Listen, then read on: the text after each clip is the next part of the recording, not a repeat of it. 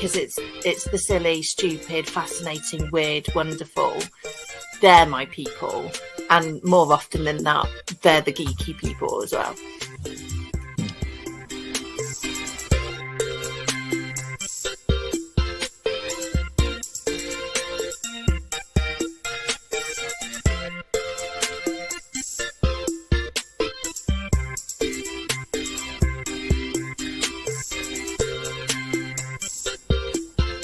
I mentioned Betamax. For anybody older, that's the old version of a video cassette.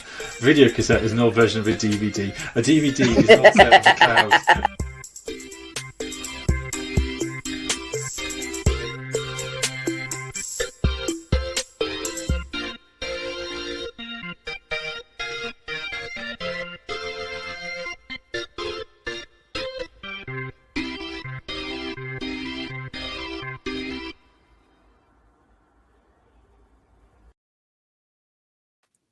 Good evening.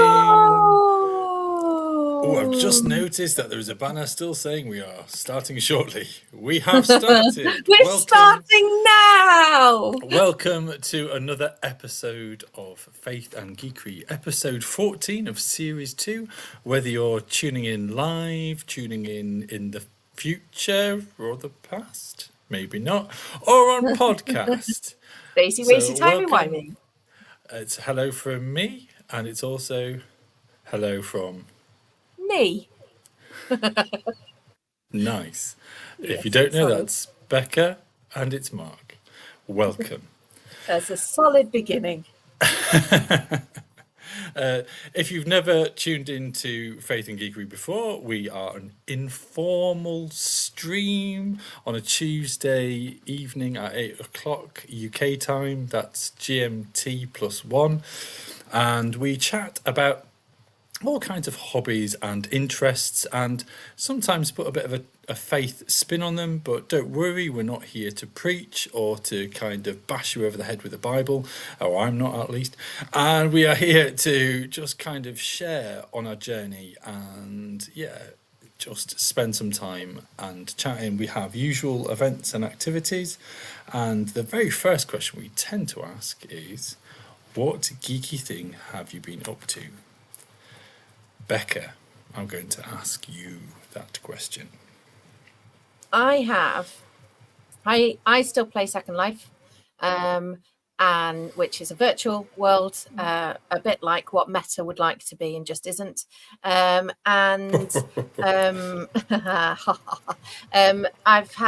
been part of a community of people that role play together for about 5 years. We got each other through COVID. We did Christmas and birthdays, and I've talked about them before. Is that role playing in Second Life, or is that role playing? Yes. So we have a kind of medieval type setup going on. And the past year, one of the key players has been living with Hodgkin's lymphoma, and it's been touch and go at various points. I think in about January, he rang the bell because he was in remission and allowed to go home and all the rest of it. And one thing that we do every year is take part in a massive gathering for Relay for Life, where you take your avatars and you do the walk. And each team have their own campsite. And so you set up this campsite and it tells whatever story you want it to tell. For a lot of people, it's educational, to raise awareness about living with cancer, cancer research, cancer prevention, all the rest of it. And what I've done is create an origin story, going right back to the beginning of our medieval primitive role play, living in the watery delta river streams, and showing that actually right at the beginning was community. And the community that's gathered together, we've done crowdfunding and all sorts of things over the past year. And so it's used all of that geekiness in terms of the technical side of creating beautiful spaces in a digital realm, and the knowledge that I bring to that, but also my longing to bring story into it and honor a person that has really gelled a community of people together and told our story. And he came and had a sneak preview of it and said it brought him to tears, because it really did honor where he's been and his journey, but also the hope that we gather. So the Relay for Life is called Decades of Hope. And this weekend, there'll just be hundreds of people until the Sims crash, because there's too many people all trying to log on to one server. Just walking through and raising money, and you can we've got some standing stones, and you can come and light a candle or put up a picture of someone that you love but see no more, and just creating spaces to honor people in a really geeky game with a bunch of really geeky people, but really doing that with our humanity and our sense of community. So that was quite a heavy geekiness, but amazing. Yeah, that was, but amazing. So really well done, and I was just impressed that you'd got something, really, because often you kind of go, "What geek? What? Geeky? You're asking me geeky." Just television all the time, but no. You're asking me geeky things on Faith and Geekery? What is this nonsense? No, but that's really good and really profound. I'm really glad it's kind of made use of that community, but also made very much emotionally for people as well. So it's more than noughts and zeros. So that's fantastic. Yeah, it's really, really interesting. Folks, if you're viewing, please be in touch to see what sort of things you've been up to in a geeky session. I was thinking about this earlier on. I have been doing what I could only describe as extreme geekiness. And I mean extreme geekiness, good lord. I mean kind of, like extreme sports. I don't know, but I've heard they happen. But this for me is extreme geekiness, which has been put upon me. And I would like you to kind of picture the scene. On a school night, we have a friend who comes around to teach my son and my daughter ukulele and guitar. So that is the scene. Broad steps, it's like a friend of a friend who comes. So he's a guitar tutor, but he's like, it's not like a proper guitar tutor. He comes along and plays Green Day and things like that on guitar. Kind of, that's fine. However, over the last couple of months, Ruben's kind of the heads of his nylon string guitar, they've been breaking. So one broke off, and so you can't tune that peg because the little kind of handle bit, the finger bit, has kind of fallen off. So one went, and then before half term, a second head went. So I was using pliers to tune the guitar on those two strings, which is annoying and frustrating. So I said to the guitar tutor, I said, "Oh yeah, what can I replace that bit or both bits or otherwise?" And he was like, "Oh, I think you just have to replace the whole thing." I was like, "Oh yeah, that's fine." I managed to get that through yesterday afternoon, about 45 minutes before the guitar tutor came around. At 4 o'clock, half an hour before the session, I kind of went, I was going to tune it and do this and change it over, but I haven't got time. And my darling wife said, no, you're fine. Go for it. So I decided, because I had to change the strings as well, change the strings, change the guitar head, the top bit. In fact, I've got a couple of bits here to show you. So these are the, you can imagine that these have the little kind of bits on the ends. In fact, I'll be back. Yes, one moment. bits on the ends. One moment. Always technical here in Faith and Geekery, my lovely friends, where we know the exact words, because that is the type of geek Mark and I are. I'm filling in your absence, Mark. These are. I'm just for those people on tunery doodahs, as I like to call them. So those bits, I'm showing the barrel going through there, which has a little nut, and that bit kind of tunes the guitar. Yeah, can you see that? The tunery twiddly doodah bits that sit at the top. The tunery twiddly doodah bits at the end of a guitar. So I started taking all those off, and then I realised that these barrels are not all the same depth. And so the barrels that you wrap the string around on a big nylon string guitar are quite long, and the ones on a three-quarter size or quarter size, a half size, I mean, are much smaller. So I had to then take all these apart off these in order for them to fit the guitar. And then as the lesson started, well, my daughter then started playing, so we went into that time. I then had to tune up the guitar as I was kind of doing it. And at one point I had the strings in my mouth, pulling the tension on it to try and get it up to speed. So across the hour, and I went over quite considerably, I was tuning a guitar like a maniac, and it still didn't quite completely work, but it felt kind of a lot of pressure. And I'll add into that my son also had a cricket match at 6 o'clock. And so at the same time as doing all 6 strings, I had to also cook tea. And so there was a moment where I was cooking onions whilst tuning a guitar with a guitar string in my mouth, holding the tension of the string whilst I fastened it whilst I was cooking onions. Anyway, very long story, very boring. Yes, you're a multi-talented man, Mark. It was blooming annoying because I had Which to came multitask. out better, the onions or the guitar? I would say the onions burnt slightly in places, but all in all, they tasted lovely. And the guitar stayed on a light. Yeah, the guitar was also a little bit because there's so much give in the strings, it was taking ages. Anyway, so that was a very, very long story. Didn't mean to be so long, but rather frustrating. So I had been doing that. If you were to sing a song to a geeky tune, what would that song and tune be? So I've just read your banner. I thought of that as you were talking about your geekiness with the guitar. Yeah, if you were going to pick a geeky tune while playing a song, what would it be?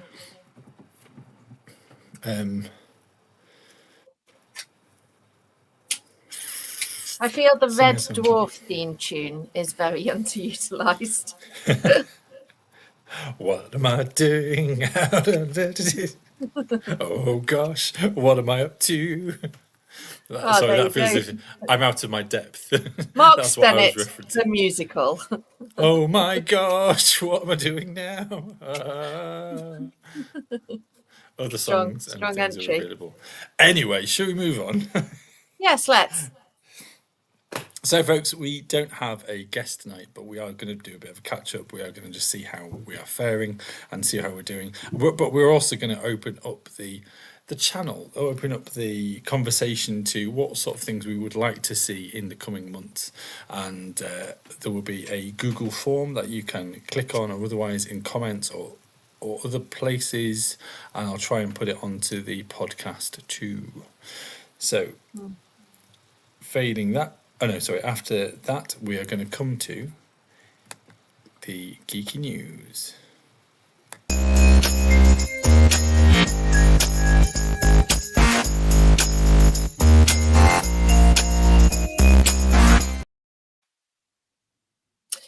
We're going to start our geeky news with 3 television shows of note that are all coming out in June 2024. Number 1 is The Boys Season 4. This is Prime's video adaptation of an irreverent comic book that approaches superhero storytelling from a very adult angle. There is lots of blood and gore. Carl Urban returns as Billy Butcher, and he must reconcile his differences with the rest of his team in order to save the world from a newly emboldened Homelander. The first of the 3 episodes of the season are going to hit Prime Video on June the 13th, with new episodes to follow weekly. So the premiere date, June 13th on Prime Video. Number 2 is the Game of Thrones prequel series, House of Dragons Season 2. The story escalated rather quickly towards the end of the first season, which, par for the course for the Game of Thrones universe, resulted in the death of more than one significant character. If you go into it with the understanding everybody dies, it's going to be okay. Season 2 promises even more political plotting and lots of dragon action. And for those of you who watched Season 1, you'll be pleased to know it's missing the disorientating time jumps. and that's coming out June 16th, 2024 on HBO. And last of our TV shows, Disney's ownership and banking of the Star Wars anthology sees the release of a brand new series called The Acolyte. And it's taking a bit of a gamble because it features characters in an era wholly removed from anyone named Skywalker. Stamberg stars in a dual role along Squid Game's Lee Jung-jae in a story about a former Jedi Master investigating a series of mysterious murders during the end of the High Republic era, approximately 100 years before the lifetime of Anakin Skywalker, coming out on June the 4th on Disney+. Mark, is there anything that is exciting you about those 3 TV series? I haven't watched more than one episode of The Boys. It wasn't kind of my thing, really. It was a bit bleak and a little bit heavy. In regards to Game of Thrones things, I've not even seen an entire episode of Game of Thrones. Also but quite bleak, bloody and murderous. Yes, I okay. hear I'm good seeing the things. theme. Hear good things. And Acolyte, I'm very excited about. This will be kind of Disney's opportunity to flex its muscles in a pre-Star Wars era of the Star Wars universe. Obviously, still the Force, still lightsabers aplenty, as per this picture. Yeah, it'll be very interesting to see where they go, because there's been a bit of like mixed responses from like Andor and Mandalorian. Well, I think Mandalorian has done very well, but it's not always been a smooth run when they've removed the Skywalker stuff out. The thing I compare it to is almost like Doctor Who and the Daleks. You know, when they're drying up a little bit, they kind of got to throw in a Dalek once again. And with the Mandalorian, they could even throw in a Skywalker. No spoilers, but do you know what I mean? They could have a bit of a nod towards a former character, and so it'll be really interesting with the Acolyte to see whether they can drop in a former character. I think there'll be very few to choose from. 2 exciting things for those of you on podcast. What you'll have to find one of the promo promo posters, because one, there is Trinity in the background. She only appears in episode 1, Trinity from the Matrix, at the back, which is quite exciting. And the fact that what's he called, Chewie, clearly is descended from Bigfoot and the Hendersons. It does look an awful lot, and it looks like it's kind of got one of those hair bun things. Yeah, he looks exactly like the Bigfoot from Bigfoot. And yes, well, I mean the Chewbacca, what are they called? Dynasty. I was just going to say the race of them. There's a lot of them, so that does make some sense to lean into that. I also recognise the young lady. Wookiees, thank you. I recognise the young lady in the middle because she's from Logan, I do believe. She's the young girl in Logan. So that'll be interesting to see her in another franchise in a good way. So that looks all very good. And so is that exciting. Everything? Are you ready? No, we're going to go into movies that are coming out in June. Fantastic. It's all go. May was a bit limp. So for those of you retaining the information and attention span to be able to sit through a full-length feature film, here's an eclectic mix of movies coming to the silver screen in June. Number 1, some might say it's been a gazillion years since the first Oscar-winning Inside Out movie from Pixar expanded our emotional intelligence, because hyperbole is a legitimate literary tool. It's in fact been 9 years for the factually correct amongst us. We are going to be swept into a bundle of new emotions rising up in the now teenage Riley. And that is coming out June 14th in cinemas. Number 2 might appeal to the horror fans of the first 2 movie, A Quiet Place. And this is A Quiet Place Day 1, where the first two films took place well after the series' sound-sensitive monsters have already been ravaged by the planet, not by the planet. A Quiet Place Day One unravels the early days of the invasion, following a woman named Sam, who is played by the beautiful Lupita Nyong'o, who struggles to survive as the creatures land, as always, in New York City, because where else would aliens land? So that is coming out on June 7th to the cinemas. Number 3, nearly 20 years after the first movie, Bad Boys, Ride or Die is back on the big screen with the third installment of the Will Smith and Martin Lawrence partnership. That's on June 28th.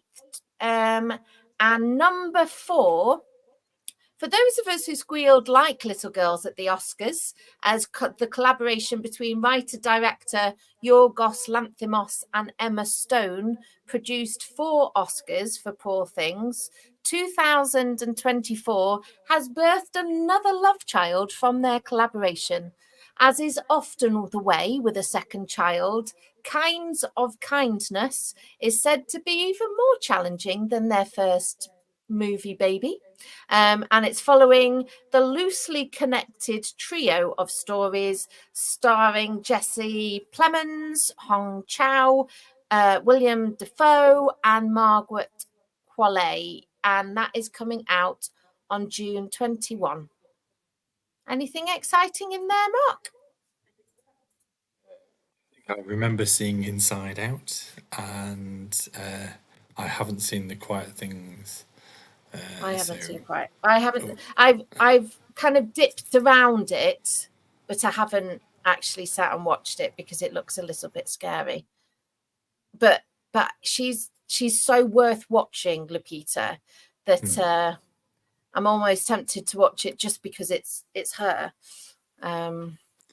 Sam Wallace has said, saw part of Inside Out 1 on a flight to the US, now returning to the US for a holiday, but not interested in Inside Out 2. Oh, I guess it also depends on where, dare I say, sometimes maybe where your children are at. We tried to kind of get our children to watch Inside Out, and they weren't that bothered, but there were a couple of little kind of snippets that they liked, like little kind of quotable bits that they liked. But kind of we went to see If over half term, and Inside Out 2's trailer was played, and there was mixed reactions between my 7 and 9-year-old, because but mainly from my youngest, who is a 7-year-old going on to being a 16-year-old girl. So I think she kind of looks to the aspiration of a teenage movie with all that. But I think it might go over her head though. So yeah, we'll just have to see. But all this sounds really fun and exciting, but I have nothing to add to them. Nothing to add. Cool. Okay. Very, very last snippet of news then, and this is from the Techie News. Bill Gates has announced a new book, and it's called Source Code, and it is the first time of him telling his own story in book form. No doubt he has used his story at various speaking appointments, but this is the first time that he's actually telling his story, and it's going to be released in 2025, and that timing is notable because January 2025 marks the 50th anniversary of the popular electronics magazine that featured the early Altar 8800 personal computer, which went on to inspire Gates and Allen to start their company. Gates describes the book on his blog, The Gates Notes, and says, in the book, I share some of the tougher parts of my early life, including feeling like a misfit as a kid, butting heads with my parents as a rebellious teen, grappling with the sudden loss of someone close to me, and nearly getting kicked out of college. And I cover the challenges of dropping out of school to make a bet on an industry that didn't really exist yet. But throughout it, you'll also find the stories of the many people who believed in me, pushed me to grow, and helped me turn my quirks into strengths. And I reflect on the luck I had to be born into a great family in a time of historic technological change and optimism, and to come of age just as the personal computer revolution was taking off. There you go. That here endeth the news. Thank you. I would just say a part of me wants to be a bit cheeky and kind of go, oh, you know what we're missing is more books by billionaires. I really feel as if that's such a niche. Telling us all how to be them. Yeah, just, oh, isn't it nice, you know? But at the same time, I think there is also something really humbling here about somebody who has actually grafted for it and literally kind of made or kind of grafted their way through this whole kind of economy or this whole kind of genre of production. I'm missing my words, but you know, so I think there will be something intriguing to kind of explore with Bill Gates's journey to see how he ventured forth. Interestingly, when I did IT A level in '97, my IT teacher was all but bitter and cynical towards Bill Gates. So it'll be interesting to see the actual kind of his side of the story. But again, you know, you always only get the victor's side of the story, don't you? So that'll be interesting. But it does draw upon other things, and I guess as we kind of well, we're going to come on to the quiz first, but whilst we kind of think with this in mind about the quirkiness of Bill Gates and the kind of the hurdles that he comes across, I think that was part of our the kind of thoughts for this evening is about a catch-up. It's about seeing where we're up to. You know, it's the beginning of Pride Month. It's the beginning of kind of like an opportunity after half term to see how we're all doing, and a part of it is a bit of a play on kind of, you know, an opportunity to kind of check in with one another about physical hobbies and bits and pieces, like how is that project going, you know, how is that crochet, how is that kind of that mini kind of being painted, fill in, you know, insert kind of geeky hobby there, you know, are you giving yourself space to fill that sort of stuff up, fill that stuff in, but also it's just an opportunity to kind of, you know, mentally check in on each other and see how we're doing, and support one another in love and friendship. And so I thought I'd just mention that now because I thought that was a good platform to launch into it. But now we're going to come to the quiz. So if you are sitting comfortably, have you got a pen and paper in hand or pencil or dry whiteboard or a primitive stone tablet, ketchup on a plate? Challenge accepted.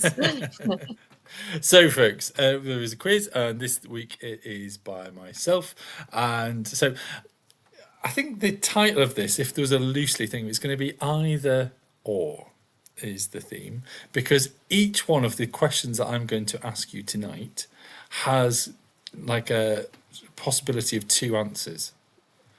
So I will accept one or the other. No. I'm still trying to work out though, should I give you points for each or whether it's just kind of, I think it should just be kind of is out of 5 and you can give me one or the other answer. So if you are sitting comfortably, I shall begin. Okay. This actually leans into a bit about my childhood. When I was learning to play guitar, I was told that there were more guitar chords than varieties of banana. And regarding guitar chords, I mean about in an academic and a practical sense, on a standard guitar, without going, you know, like the root finger going above the 24th fret, how many guitar chords is it possible to play practically on a guitar? And the next question is, and part of this kind of either or is, or how many varieties of banana are there?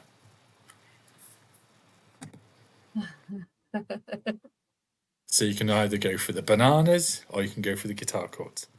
So I can pick which number I put down. Yeah. Right. But that is actually true. There are more guitar chords than bananas. Okay. And I'll be nice, it's more than 100. Okay. So Okay. So next one. In the UK, what punny company create punny plastic-based chicken runs? You can either have the name of the punny plastic-based chicken runs or the punny company that creates them. Punny, I mean, a funny is like a pun on a twist on the name of both. The company, the fact that they make chicken runs, Okay. and the chicken run itself. So you can either go for the name of the company or the name of the chicken run. Does that make sense? I think so. You're looking confused. Anyway, That's now, perpetual. I was going to go for really niche question number 3, but I had a word with my wife and she kind of went, that's too niche. So I've decided to go for Thank you, nice Mrs. one. Soberstone. I went for a nice one. So at 9 p.m. tonight on ITV, there is a debate between 2 people. Name one of them.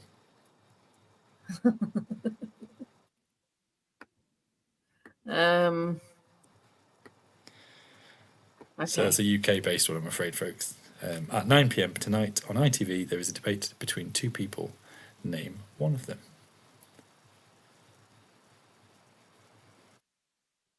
Shall I keep on going? Yeah. Question number 4. Talking about computers. Name one of the 2 first arcade games. Name one of the 2 first arcade games, not computer games, arcade games. And I'll give you years, 1971 or, 1972. And just for the record, early. That's very early. Yeah, just for the record, I did some research about this because the very first video game, so not arcade game, was developed by MIT in 1962, and it was called Space War. And you could derive kind of original kind of games back to the 1950s on big computer database sort of game things. But they're less like computers and more like massive mechanical beasts. So name one of the 2 first arcade games, 1971, 1972. And then question number 5. After the sad passing of Steve Wright and his, obviously the end of Sunday Radio 2's morning love songs, there is a new lineup. Name one of the one of the hosts. There's one of 2 people you can choose. So one person has replaced Steve Wright, and then there is another. That's BBC Radio 2 Sunday morning schedule. Okay. I've made up most of the answers, yes. Yeah, folks at home, I hope you're doing okay with all of those. So, how many chords are there? How many varieties of bananas? Becca? I went with 45 varieties of banana. Okay, I did say there was more than 100. What, a banana? Yeah. Oh, well, initially I went with 100 for banana. Really? That many varieties of banana? There is registered over 1,000 varieties of banana. However, only half of them are actually edible.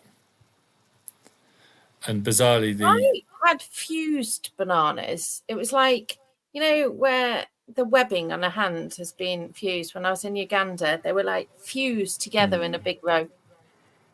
Wow, that's crazy. Well, it's really strange because I was reading up about it that the bananas that we have are all kind of pretty much from, is it Kew Gardens or somewhere? There's some like banana garden or like a garden where the roots have been cut away and they're just clones of the same one variety. And so the main yellow banana that we have. Bananas in Uganda don't taste like the bananas we eat here.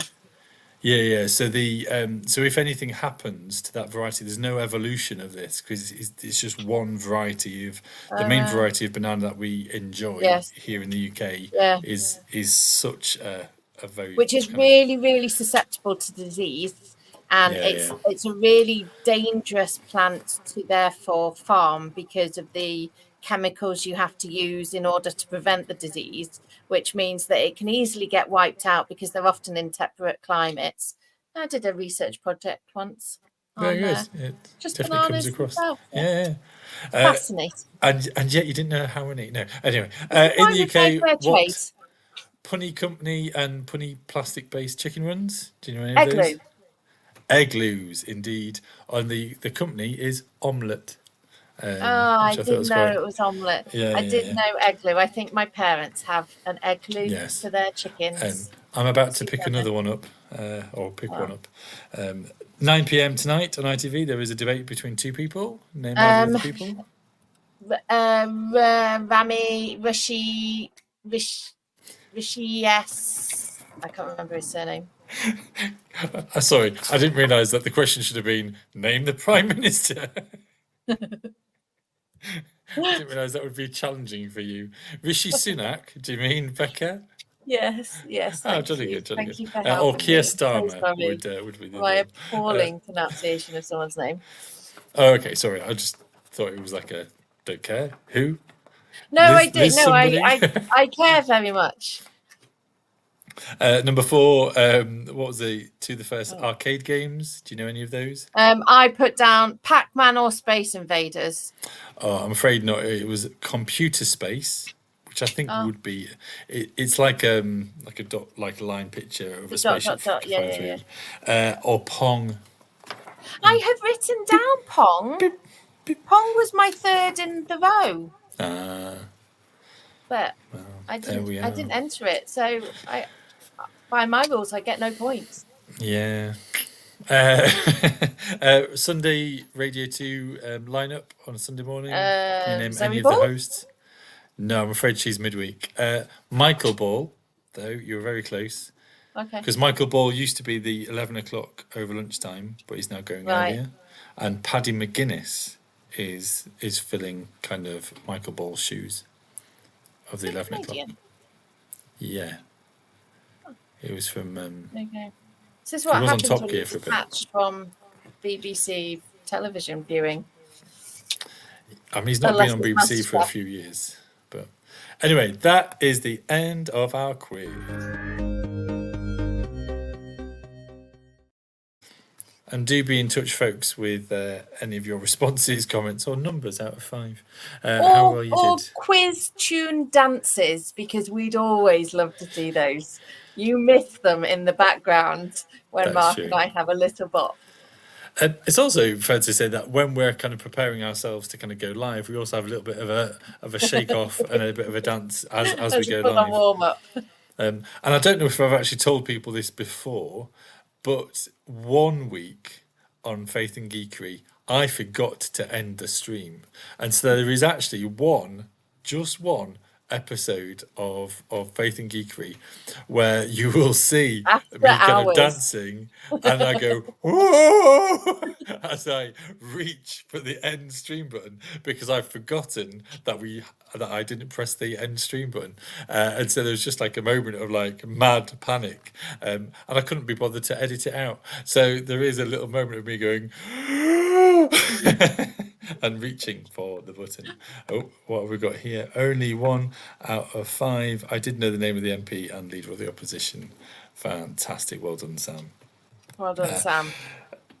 So I guess we touch base and ask one another how we are doing, and ask folks who are tuning in how they are doing, and just to see. I mean, first, in one respect of how your hobbies are going. So I've got a bit of a picture of this chappie here, which is a bit of an ogre, and he's also got like a little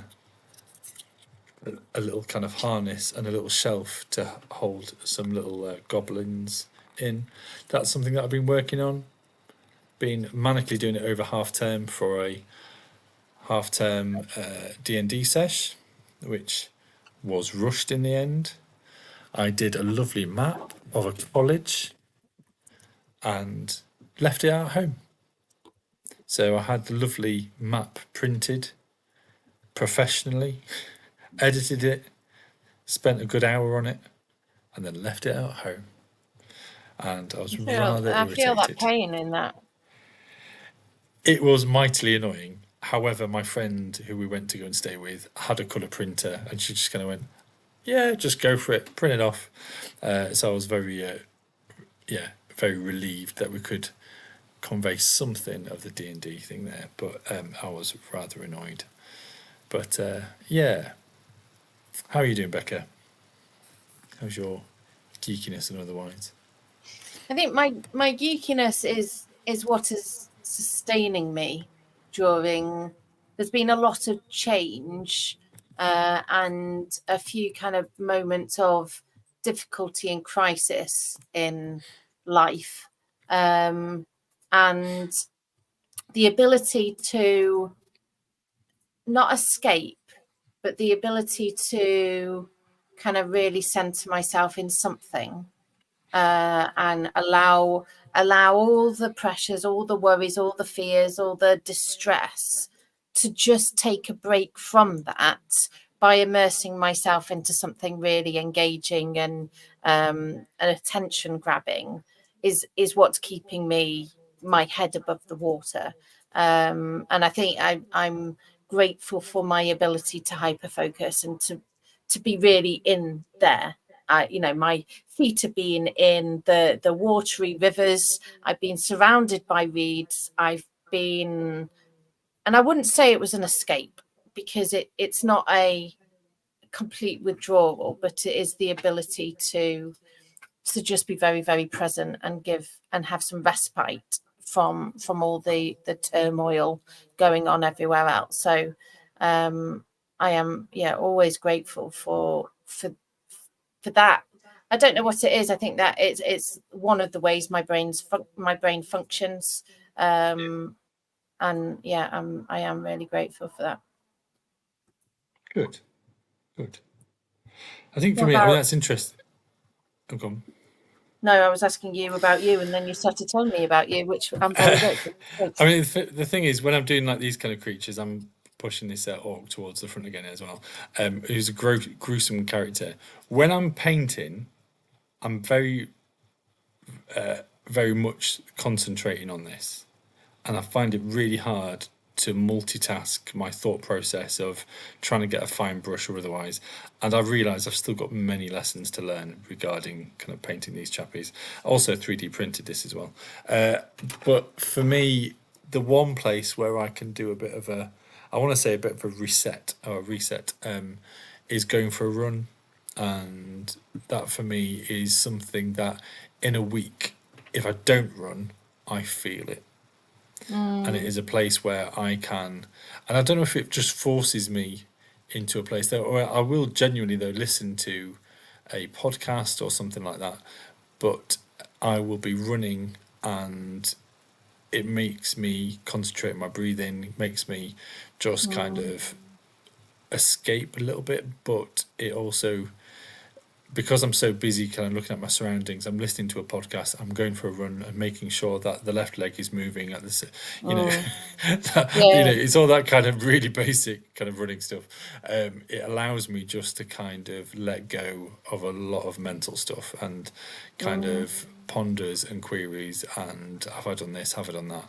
And if I think more creatively as I run, so sometimes it's about D&D, sometimes it's about kind of a song or otherwise, it allows me that freedom. And like when it's almost like that stress of clenching your teeth, in order, when it's that moment of letting go and releasing, you're like, oh yeah, I didn't realize I was clenching my teeth. I think that's the equivalent of going holding for a run my breath. That's what I do. Yeah, do you know what I mean? It's just that, and it's only when you've let go, and it's only when you've like gone, oh right, how long have I been doing that? And so I think the whole kind of going for a run for me is the rebalance, the reset option, which is needed. And I think that's where some of my hobbies are nice, pleasant things, and they reflect my mental health and my well-being, that when I'm in a good place, I have space to do them. Other times there are the ones that are forced upon me, like manically rewiring and recreating a nylon string guitar, that is Yeah. not pleasant. But there are times when I'm just like, you know what, is this There's a something that muscle brings memory me? though, isn't there, with that? Is that when you're falling back onto something that you've done. So I've done that with cake making. You do things over and over again and repetitively, and you really understand what's going on, to then do it in a quick fix because it's urgent and you've completely forgotten that you said you would do a cake and someone's coming around to pick it up in, not very long. That's, This feels as if it deeps to hypothetically yes, yes. speaking, and that actually something about the repetitiveness of practicing a hobby means that you can apply those in a tight jam, or certainly I can. That kind of I'll be honest, got halfway through tuning the guitar and I was like, I don't think I've actually ever done a nylon string guitar before. And I was like, oh heck, these are very different. And then I started overthinking how I should actually tie the strings and all this kind yeah, of stuff, which was just panic inducing. But yeah, I think there are these, as you say about this kind of like the muscle memory stuff, I think there are ways in which there are some things that do bring me joy. So just playing guitar, for example, or I find it strange that actually I've spent more time learning to play guitar, but the one instrument that I can relax over and again a reset is actually on a piano. And I find that really strange that I am known to play guitar, but actually the instrument that I can reset over and find my pace in life is a piano. And I don't know whether that's also got connections with that actually the piano was the very first instrument that I learned to play, even though the guitar took over, or whether the fact that I used to go to my granddad's and play his upright piano, and that is like a core memory of just being able to go there and play. And whilst I was in a different room, my granddad would be in another room and he would kind of comment afterwards. I remember him kind of really liking my music. So so I don't know whether there's those connections to it, but I do find that, yeah, I think I'm also just been pondering in recent years, I don't know if it's part of my age, is that, as a Christian, as somebody kind of who's paid to work for the church, that actually we sometimes overlook just the being and the doing, and that's okay. And we sometimes focus on the committees or doing this or doing that, and actually sometimes it's okay just to be. It's okay to actually enjoy life whilst we have it. It's okay to embrace the funny, the quirky, the interests, and also just be acceptable of what we do and own it and embrace it. And I think when I first thought about faith and geekery, I remember being at secondary school, and geek was it was a bully word. Oh, you're such a geek, and initially it was hurtful, but then it over like a year or two, I was just like, you know what, I don't care. Yeah, I'm a geek. Okay, and I think that for me is part of that kind of ownership of that, not just for myself, but also for faith as well, to say actually it is okay to have an interest. It is okay to be interested in D&D. Is it of the devil? No, it's not. It's okay to play. It's all right to roll dice. It's okay to play. I got into trouble. Well, I didn't get into trouble, but somebody was trying to get me into trouble because I called an outreach night a gaming night, and the church went, but you can't call it a gaming night. And I was just like, voices vary. You can't call it a gaming night. other voices are available. It's got awful associations. I was like, with what? And they were like, betting and playing cards. And I was like, for you? Having fun? Yeah. I was like, for you maybe. I ain't got a clue. Yeah. I was like, that's your baggage. I haven't got anything to do with that. Interestingly, though, this weekend just gone, there is a young person had come to that gaming night. They'd brought their own controller I knew that they were into their games. I was like, hello, you brought your own controller to a You are gaming night. of Well us. done. Shout out to Helen. Welcome. Not that you likely to be watching, but they had their like a Thanksgiving of their daughter over the weekend. So not only had the two within the youth group got married a couple of years back, but they'd now had a baby, and that was all through our youth group. And I first met her at the gaming night. Anyway, that's a tangent, but just made me Side thinking quest. about these things. Yeah. Yes, very much so. Always the side quests.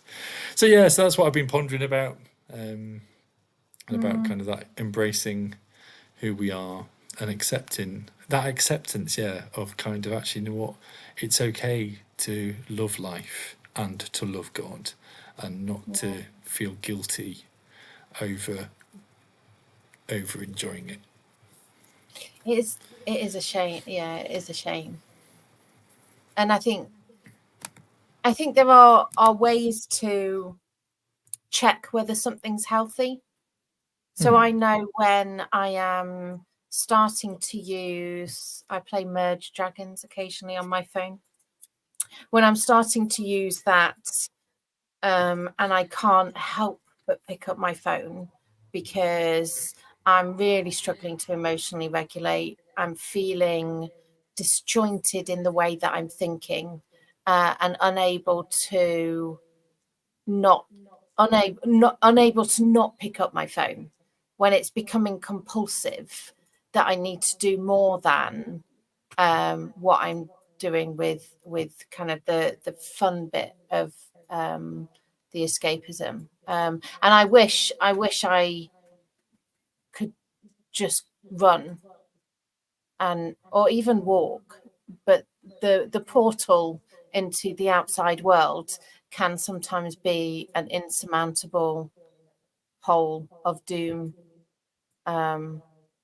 So it's noticing, kind of almost understanding what is the truth in what someone is saying when they worry about games taking over. What is the truth when we worry about social media with our children, so that we're not erring all the way into just sheer unobserved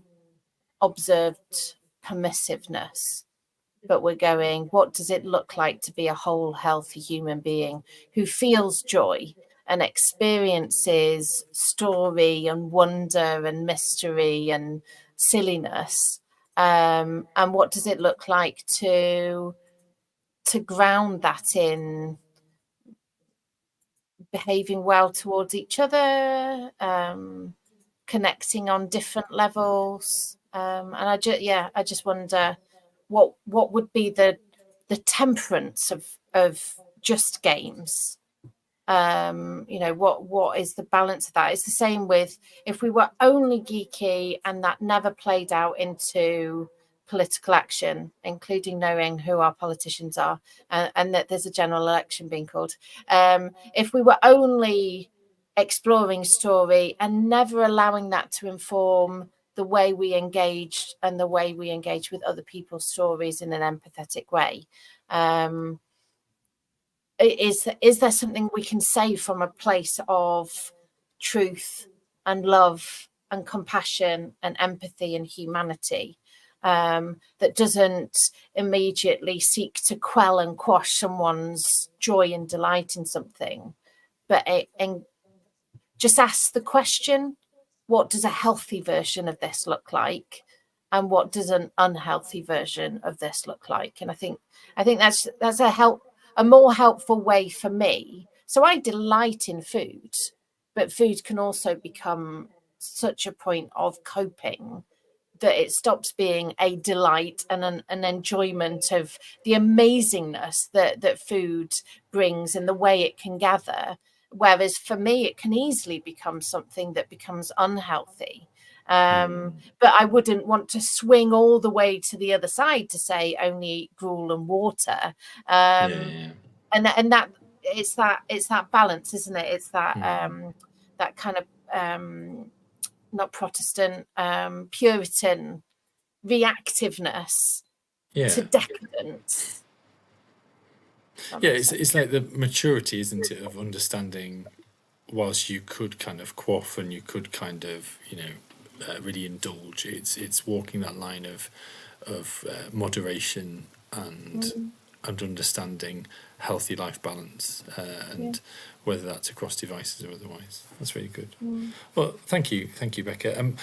I realise we're also going to give people opportunity to reflect and share about ideas going forward for Faith in Geekery. So I'm just sashaying into the next bit. Sashaying. That's a nice sachet. Look at those hips wiggle. He wasn't really sashaying. Podcast, I wasn't. But I'm going to put in the comments, and I'll also put it in the blurb for our podcast, basically a little Google form that you can add to, you can vote in, you can even do it more than once if you like. So just kind of give ideas, and it should be now live. And basically it's just, I've got a couple of token ideas on there, but also giving you opportunity to add your own ideas and themes for people to tick and like, as well as potential guests. And that's not like, I really wanted Michael Schumacher. I think it's kind of potentially friends that you might kind of want to encourage to. Oh, there's a motorbike going past somewhere. That was a loud motorbike. Actually, it's the TARDIS revving up behind me. Oh, very good, very good.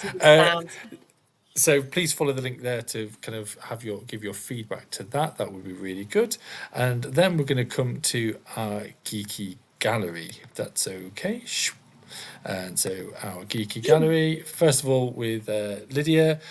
Basically, there's lots of bits and pieces that she's been getting up to, including kind of lovely walks in lots of walks in the valley, singing along.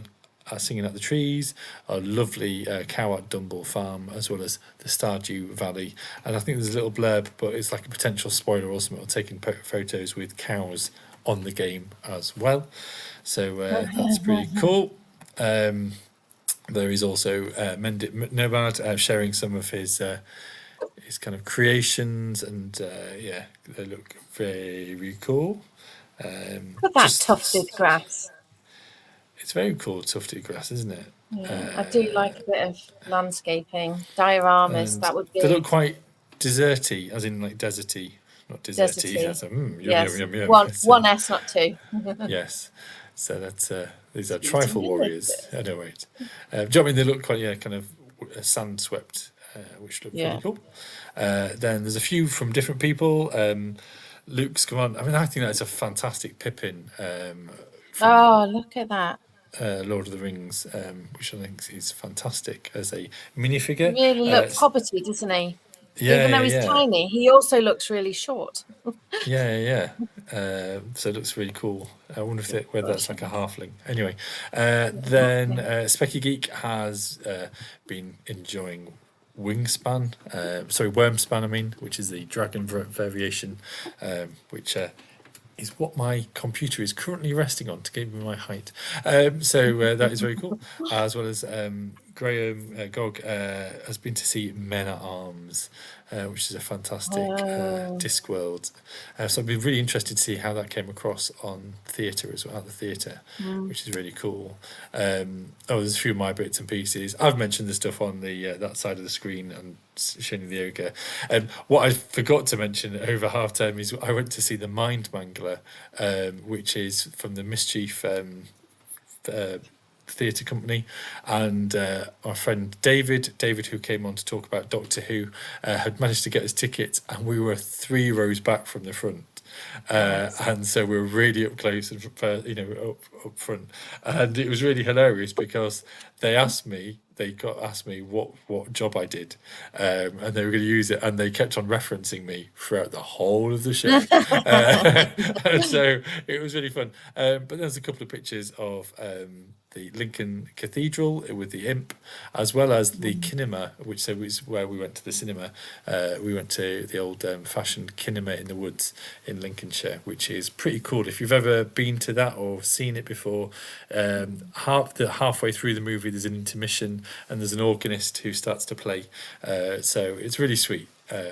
It's really retro, really kind of proper vintage stuff like that. And I think that is the end of Geeky Gallery.